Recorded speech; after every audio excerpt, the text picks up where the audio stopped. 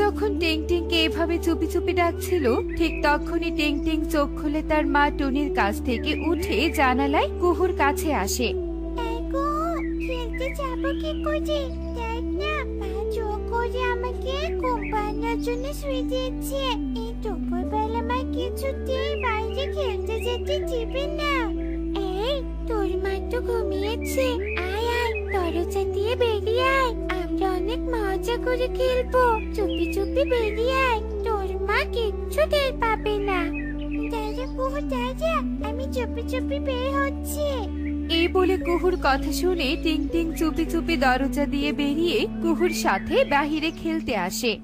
আহা কি আনন্দ আকাশে বাতাসে, আহা কি আনন্দ আকাশে বাতাসে। এই টিং টিং, দেখ দেখ কি সুন্দর নরম নরম মেঘখণ্ড। চল চল গো, এই মেঘখণ্ড থেকে মেঘগুলো নিয়ে বল বানিয়ে বল ছিঁড়াছুড়ি খেলি, অনেক মজা হবে। হ্যাঁ হ্যাঁ, খুব মজা হবে, খুব মজা হবে, হুররে। এই বলে দুই ছোট্ট ছানা কুহু আর টিং টিং সেই মেঘখণ্ড থেকে মেঘ নিয়ে বল ছুড়াছুড়ি করে খেলতে থাকে। ঠিক সে সময় সেখানে মেঘরাজা এসে উপস্থিত হয়। এই ছানারা, তোমরা কি করছো? মেঘখণ্ড থেকে মেঘ চুরি করছো কেন? তোমরা জানো না মেঘখণ্ড থেকে মেঘ ছিঁড়লে সেই ছেঁড়া মেঘ থেকে অনবরত বৃষ্টি পড়তে থাকবে, আর সেই বৃষ্টির জন্য বনে সমস্যার সৃষ্টি হবে। কারণ বনে এখন বৃষ্টির কোনো দরকার নেই। না, আমরা এই মেঘ চিরে বল বানিয়ে খেলবো। তুমি মানা করার কে বলো তো? যাও তো যাও, আমাদের বিরক্ত করো না।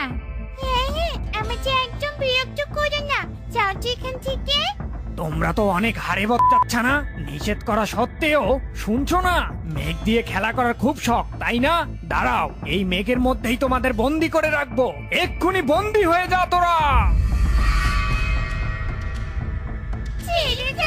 ছেড়ে দাও আমাদেরকে।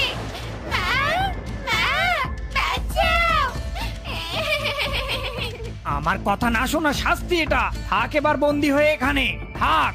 এই বলে মেঘরাজা সেখান থেকে চলে যায়। অন্যদিকে টুনি ঘুম ভেঙে টিং টিংকে পাশে না দেখে বলে ওঠে, উফ, এই মেয়েটাকে নিয়ে আর পারি না। যেই না দেখেছে আমি ঘুমিয়ে গেছি, অমনি আবার চুপি চুপি ঘর থেকে খেলতে বেরিয়েছে। কোথায় খেলছে গিয়ে দেখি তো আগে, আজ আচ্ছা করে শাসন করব। টিং টিং, এই টিং টিং, টিং টিং, কি ব্যাপার কি? টিং টিং এর কোথাও কোনো সারা শব্দ পাচ্ছি না। টিং টিং। টুনি যখন টিং টিংকে এভাবে চারদিকে ডেকে ডেকে খুঁজতে থাকে, ঠিক তখনই কাকুলি কাঁদতে কাঁদতে টুনির সামনে আসে। টুনি, তুই টিং টিংকে খুঁজছিস বুঝি? আমিও কুহুকে খুঁজছি, কোথাও খুঁজে পাচ্ছি না। মেয়েটার জন্য কি যে দুশ্চিন্তা হচ্ছে।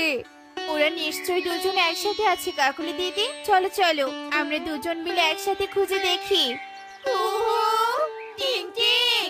কাকুলি টুনি তাদের ছানাকে খুঁজতে খুঁজতে যখন টিং টিং কুহু বন্দি থাকা মেঘখণ্ডের পাশ দিয়ে যেতে থাকে, মেঘখণ্ডের ভেতর থেকে কুহু টিং টিং তাদের মায়ের গলার আওয়াজ পেয়ে চিৎকার করে ওঠে।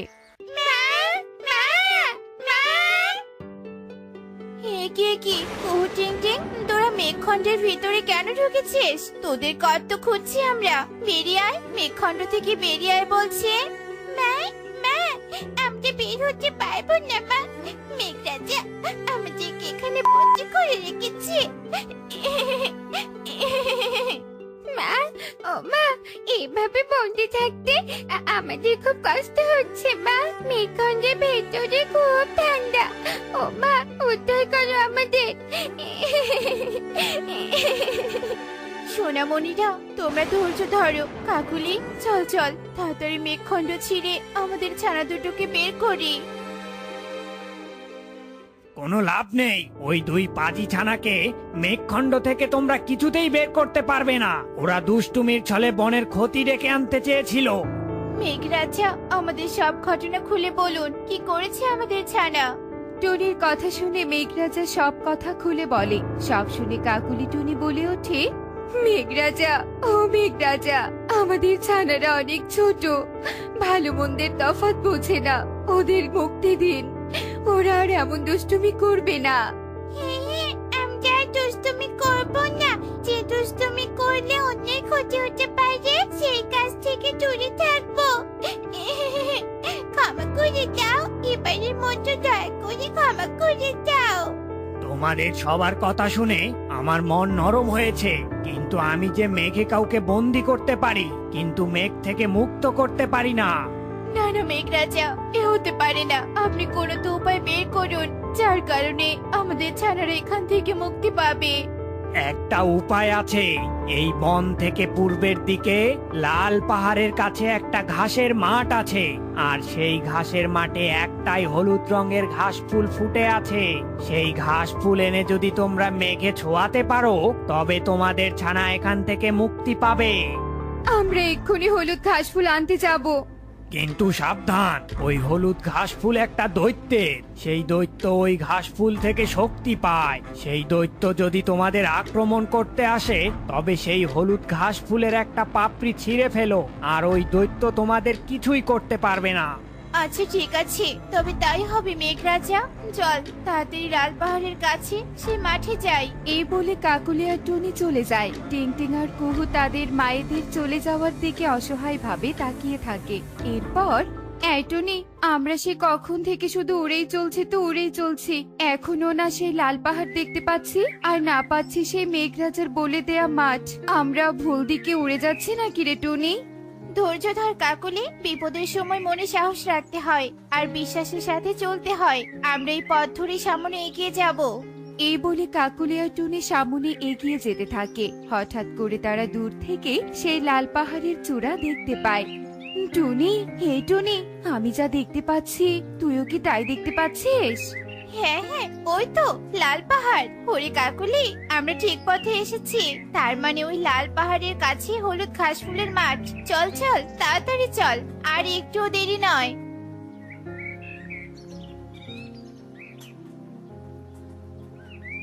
যাক, মাঠে এসে পৌঁছালাম বাবা।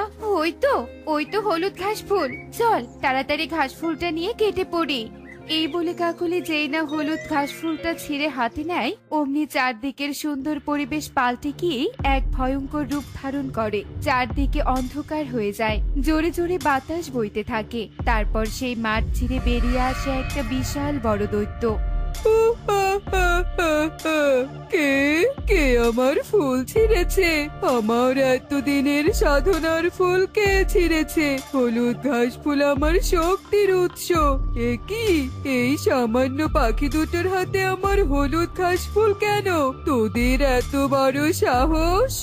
আমাদের সাহসের দেখলে কি, এই হলুদ ঘাস ফুল আমাদের খুবই দরকার। আমাদের ভালোই ভালো যেতে দে দৈত্য। না না না না, তোদের আমি খেয়ে ফেলবো, তোদেরকে ছাড়বো না। আমাদের ছাড়বি না? এই নে তাহলে। এই বলে কাকুলি হলুদ ঘাস ফুলের একটা পাপড়ি ছিঁড়ে দৈত্যের শরীরের দিকে ছুঁড়ে মারে, আর দৈত্য সেই ফুলের পাপড়ির স্পর্শ পেয়ে সাথে সাথে একটা দুর্বল ইঁদুরের রূপ ধারণ করে। একে একে আমি আবার আগের মতো দুর্বল ইঁদুর হয়ে গেলাম কেন? হায় হায় রে, এক তান্ত্রিকের মাধ্যমে তন্ত্র সাধনা করে এই হলুদ ঘাস ফুলের মাধ্যমে শক্তি জুগিয়ে দৈত্য হয়েছিলাম সবাইকে ভয় রাখবো বলে, কিন্তু হায়, আজ আমার একে দশা হলো। আবার আগের মতো দুর্বল ইঁদুর হয়ে গেলাম, কেউ আমাকে আর ভয় পাবে না, সবাই আবার দুর্বল ইঁদুর বলে উপহাস করবে। ভণ্ড ইঁদুর, তন্ত্র সাধনা করে শক্তিশালী হয়েছিলি, থাক পড়ি আগের রূপ নিয়ে। চল কাকুলি, এই হলুদ ঘাস ফুল নিয়ে চলে যাই। এই বলে টুনি কাকুলি সেখান থেকে চলে যায়, আর সেই মেঘখণ্ডের কাছে ফিরে আসে। মেঘরাজা, আমরা হলুদ ঘাস ফুল নিয়ে এসেছি। ছুঁয়ে দাও তবে সেই ঘাস ফুল মেঘখণ্ডে, আর মুক্ত করো তোমাদের ছানাদের।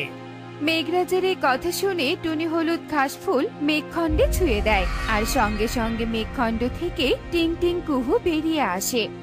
ওরে, আমরা মুক্তি পেয়েছি, মুক্তি পেয়েছি। ওরে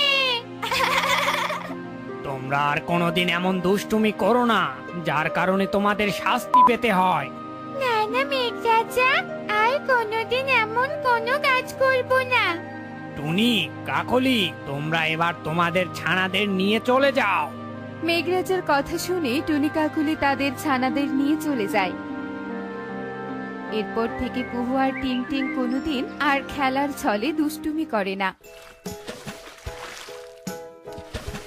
এমনই সব মজার মজার শিক্ষণীয় টুনি পাখির গল্প দেখতে আমাদের পাশেই থেকো, আর গল্পগুলো কেমন হচ্ছে তা কমেন্টে জানাতে ভুলো না কিন্তু। Bye bye.